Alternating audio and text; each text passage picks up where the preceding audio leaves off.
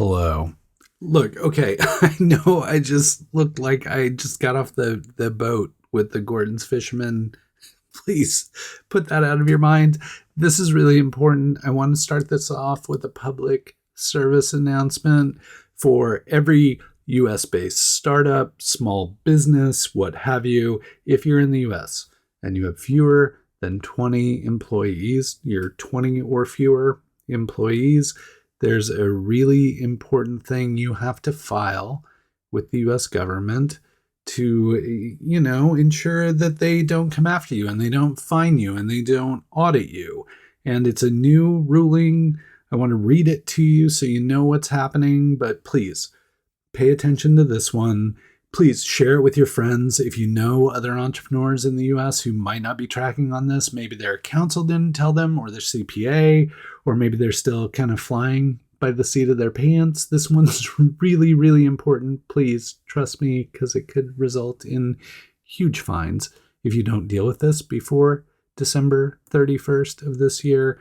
And it is the Beneficial Ownership Information Report. Super easy to file. You don't need any help doing it. You can just go to the site. I will link up the site. I will link up a video that will walk you through the whole process, but I need you to do this. Like, stop what you're doing right now if you have a startup and go file this information. Why? Let me tell you why. I'm going to read it off to you so I don't misconstrue everything. The Corporate Transparency Act, aimed at combating illicit financial activity, went into effect on January 1st, 2021.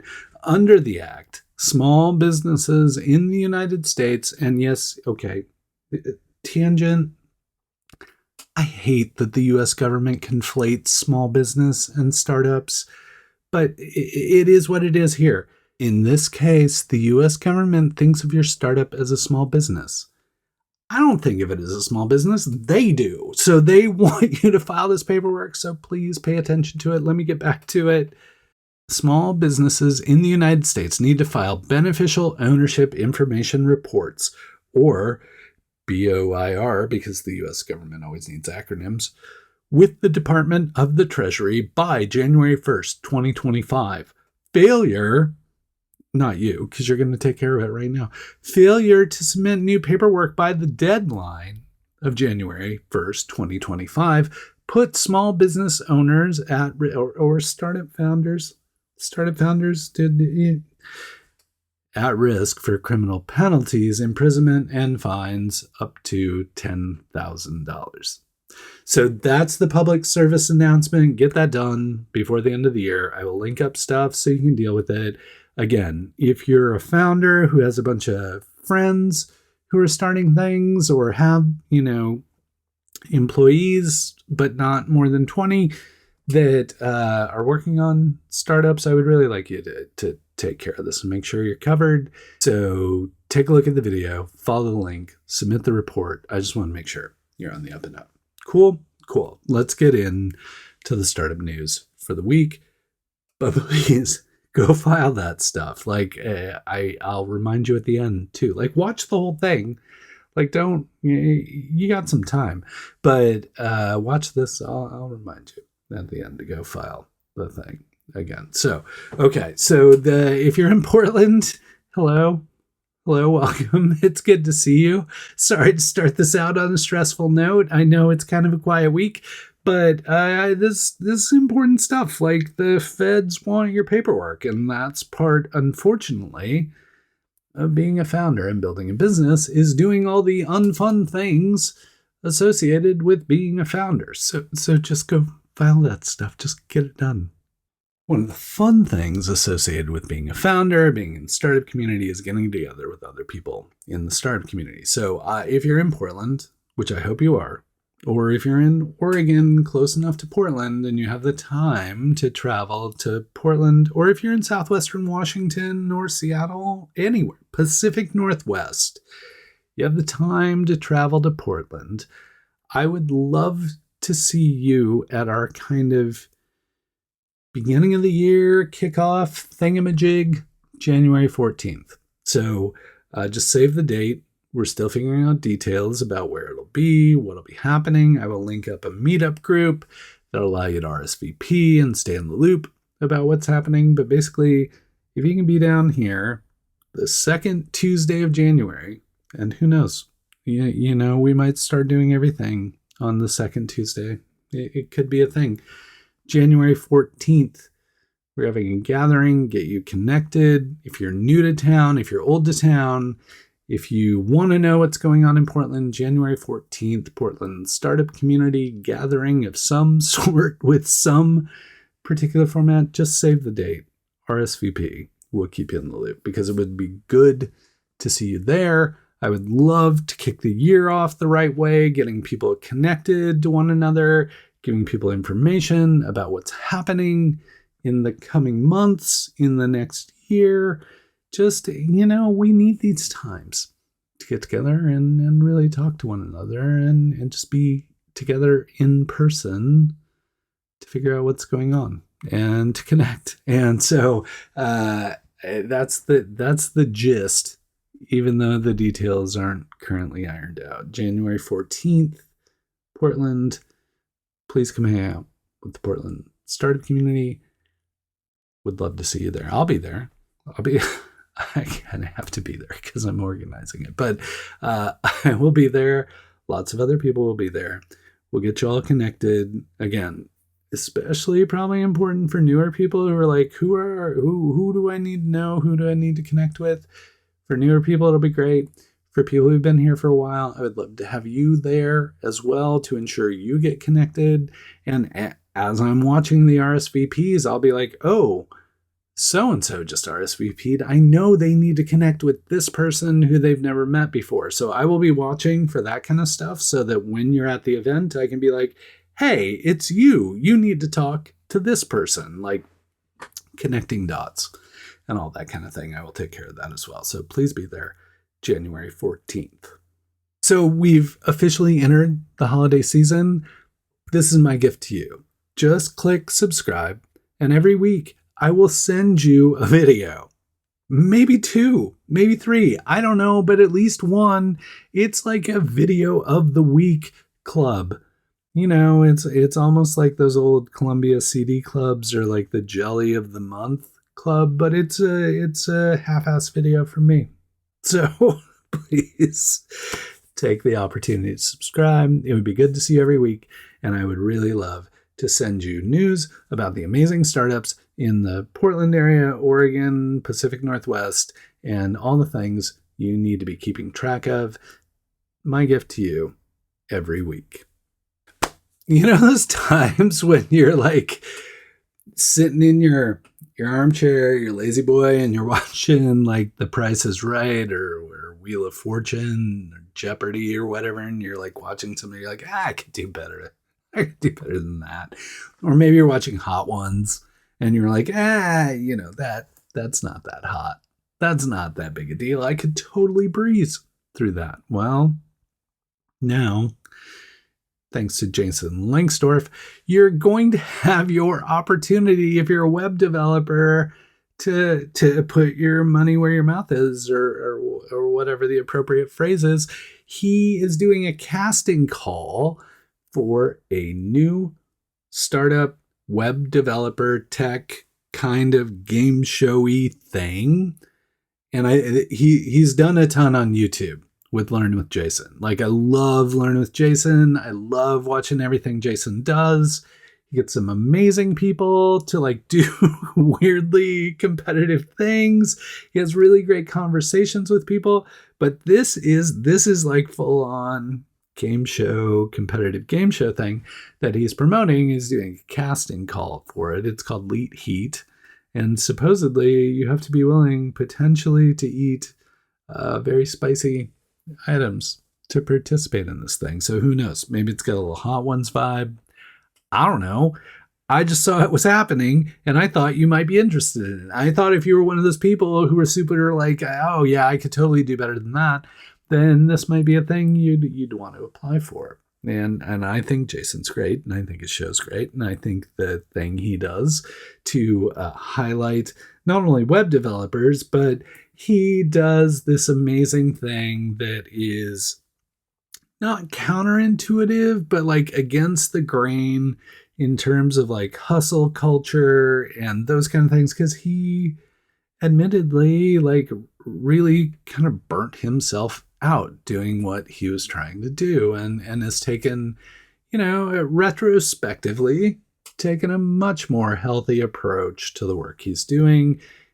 Fantastic developer. Like, I really enjoy the people he brings together on some of his other efforts and the web development that they do. And I always learn something from watching it. So I expect no less of this game show called Leet Heat. And of course, you can spell it in Leet speak if you want to. And that would be what? 1337 H347.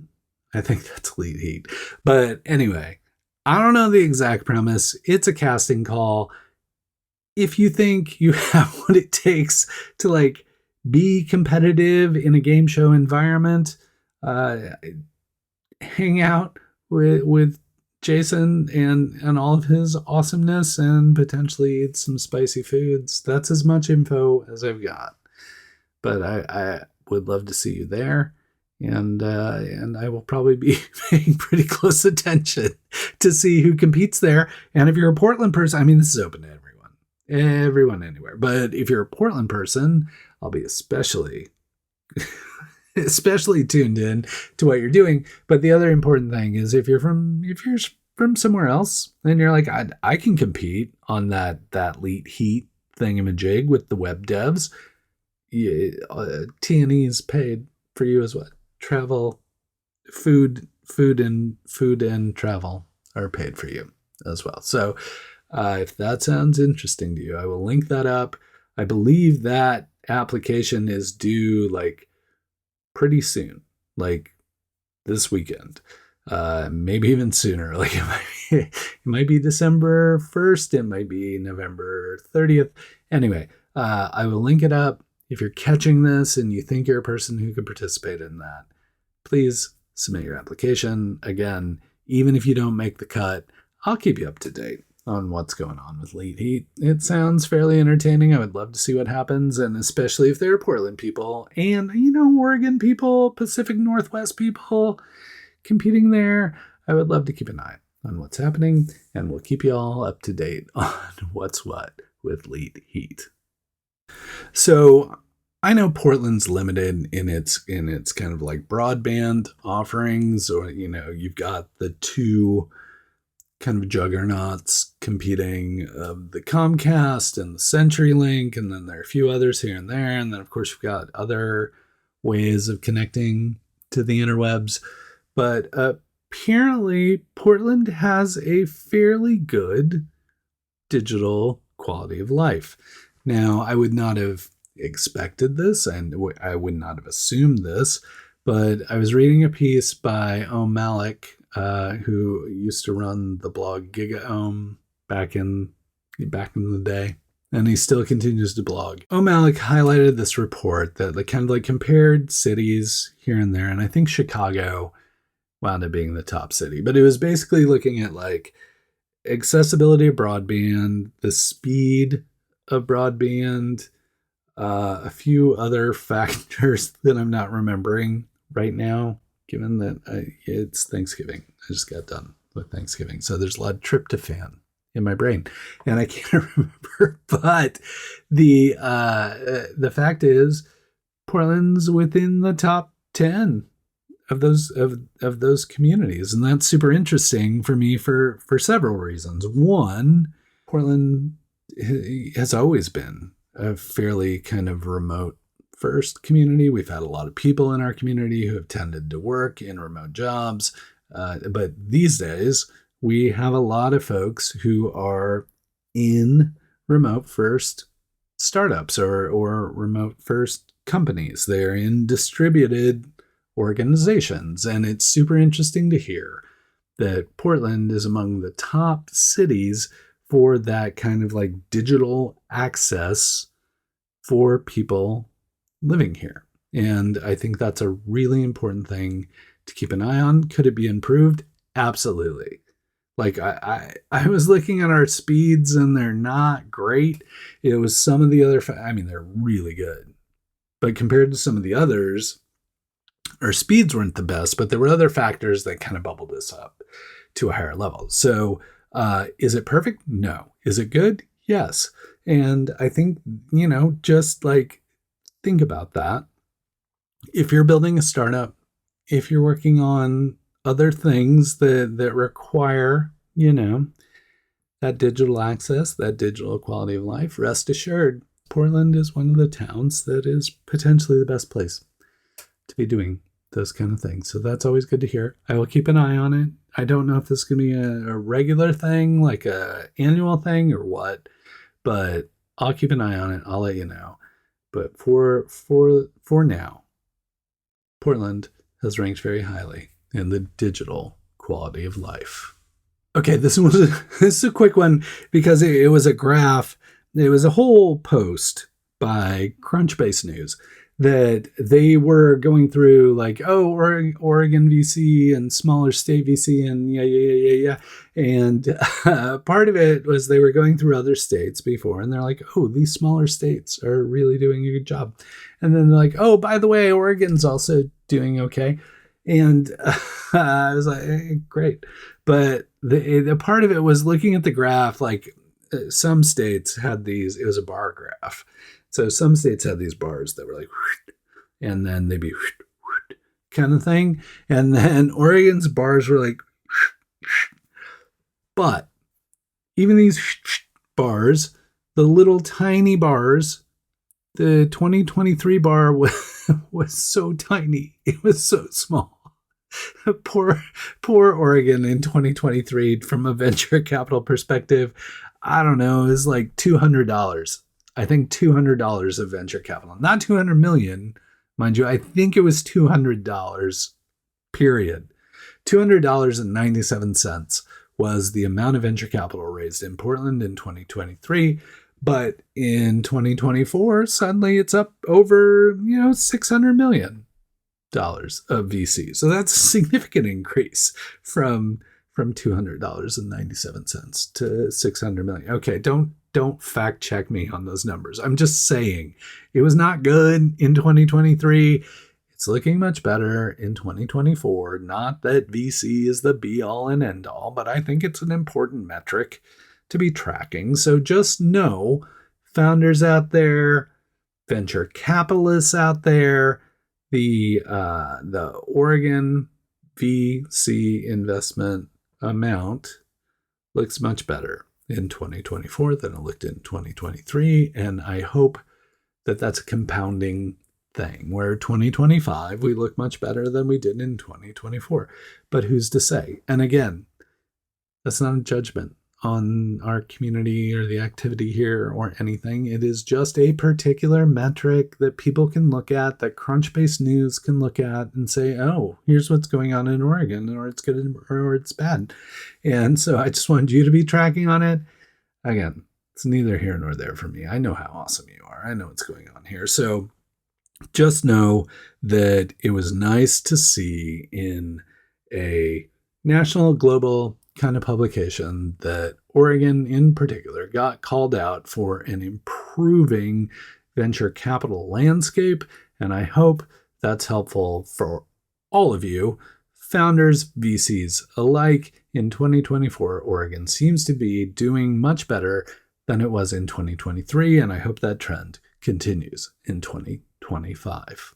Speaking of venture capital, needed to get the weird segue in there. Speaking of venture capital, which can be competitive, one of the things that occurs here pretty regularly are the pitch competitions. And sometimes they're for VC, sometimes they're just for recognition, which is great in and of itself.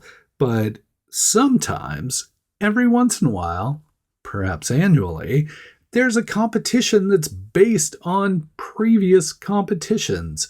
And that is exactly what's happening with Demolicious in December. So Demolicious in December is the 2024 Champion of Champions contest. Now, if you're not familiar with Demolicious month to month, each month they bring a bunch of startups to the stage. They get 3 minutes to pitch.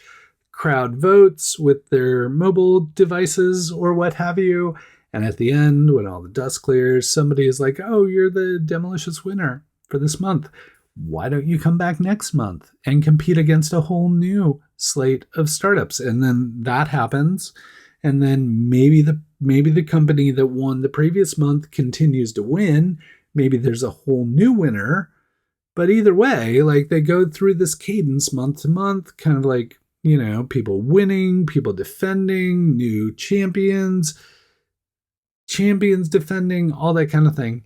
And then we get to December 10th, to be exact. And what happens at the Mission Theater on December 10th is the Demolicious Champion of Champions contest, which means all those people who've won throughout 2024 all come to the stage and compete against one another to see who is the best of the best. You know, almost like that whole Pokemon theme song kind of thing. Anyway, so they get to compete during the month to month thing. It's only 3 minutes. Champion of Champions, 5 minutes for their pitch.